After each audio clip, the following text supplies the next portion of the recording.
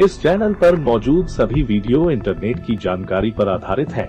हमारे वीडियो का उद्देश्य केवल जानकारी देना है। अफ्रीका महाद्वीप को दुनिया अक्सर भूखे, जंगली, बर्बर और हिंसक आदिवासियों और जंगली जानवरों का महाद्वीप समझती है। दरअसल ये समझदारी उस मानसिकता से आती है जो चमकते बाजारों, तकनीकी चमत्कारों और नौकरी का खूब बड़ा पैकेज देने वाले अमेरिका, ऑस्ट्रेलिया और पश्चिमी यूरोप की चकाचौंध के प्रभाव से विकसित होती है। वैसे ये मानसिकता सिर्फ उन भर की नहीं है, आज ये मध्यम वर्गीय युवाओं के सर चढ़कर भी बोल रही है।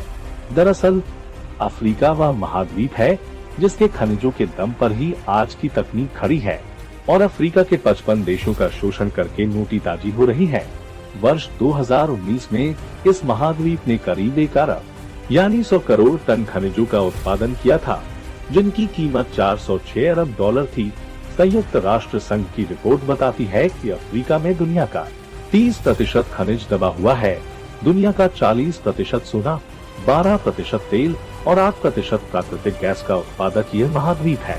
इसके अलावा यह दुनिया के 90% क्रोमियम और प्लेटिनम के खजाने का भी मालिक है। लेकिन ऐसा क्या है कि अफ्रीका के ज्यादातर देश अभी भी गरीब हैं। लिथियम और कोबाल्ट ऐसे खनिज हैं जो मोबाइल और तमाम इलेक्ट्रॉनिक उपकरणों की बैटरियों में उपयोग किए जाते हैं। इन खनिजों का 63% इसी महाद्वीप के कांगो से निकलता है। एक और खनिज है टेंटेलम, जिसका उपयोग मोबाइल फोन, लैपटॉप और मोटर वाहनों के अन्य कई इलेक्ट्रॉनिक उपकरणों में किया जाता है। टेंटेलम के दुनिया के सबसे बड़े उत्पादक कांगो और रवांडा है। ये दोनों देश मिलकर दुनिया का आधा टेंटेलम उत्पादित करते हैं। अफ्रीका के 5 देश ऐसे हैं जिनके खनिजों की कीमत कई अरब डॉलर है। ये हैं दक्षिण अफ्रीका, नाइजीरिया, अल्जीरिया, अंगोला और लीबिया। खनिजों के मामलों में इतने संपन्न होने के बावजूद इनमें से अधिकतर देश या तो गरीब है या फिर वहाँ पर कबीलाई संघर्ष चल रहे हैं, भूखमरी और अशिक्षा पसरी पड़ी है।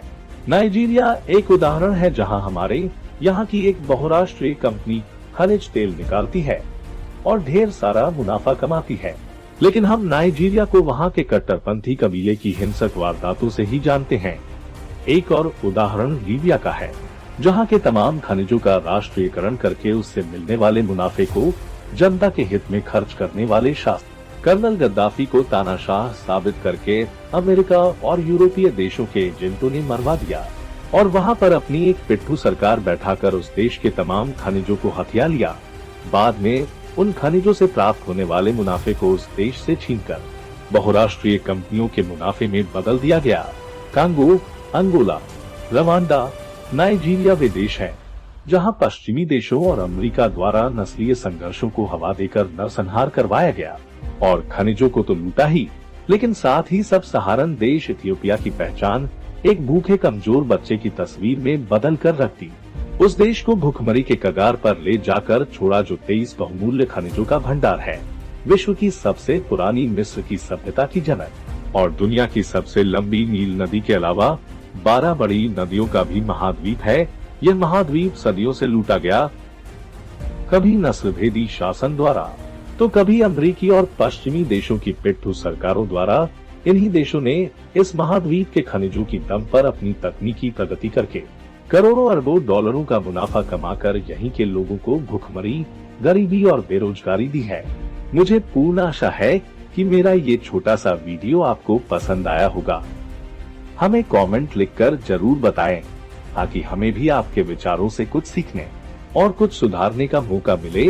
मेरे वीडियो के प्रति अपनी प्रसन्नता और उत्सुकता को दर्शाने के लिए कृपया इस वीडियो को लाइक एंड शेयर कीजिए। धन्यवाद।